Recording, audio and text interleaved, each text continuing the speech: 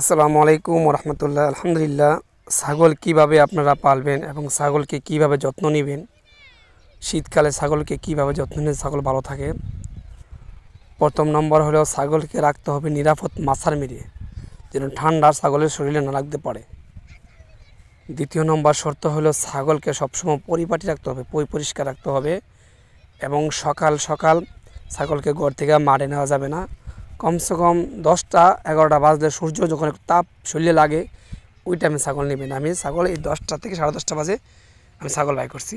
তো আলহামদুলিল্লাহ দেখেন, ছাগল ঘাস পাইলে ছাগলের অন্য কোনো খাবার লাগে না। ছাগলকে শুধু ঘাস দিলে টাকা ছাড়া ছাগল পালা যা, মানে অন্য খরচ ছাড়া। খালি দুপুর টাইমে একটু হালকা ফ্যান পানি দিবেন, একটু লবণ দিবেন, ভাতের মার যেটা বলে ভাতের মার খাওয়াবেন। আর এমনি টাইম টু টাইম ছাগলকে ঘাসে খাওয়াবেন বেশিরভাগ। আর ছাগলকে মানে শীতকালে শরীরে গরম রাখার জন্য দুপুরে যে ফ্যান পানিটা দেন এটার সাথে কিছু খৈল দিবেন আর কিছু ভুসি দিবেন, খাওয়াই নেবেন শেষ।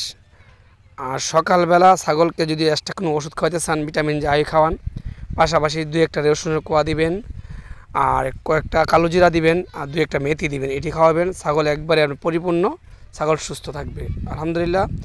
আর ছাগল আরেকটি নিয়ম, যাদের ছাগলের পাতলা পায়খানা করে তাদের জন্য একটা ওষুধ আছে, বা আগাটা নরম নরম আগতে দেখতেছেন, তখনই দ্রুত পেয়ারা পাতা, যারা চিনেন পেয়ারা পাতা আর একটা পাতা আছে আম পাতা, এই 2টা জিনিস আপনারা খাওয়াবেন।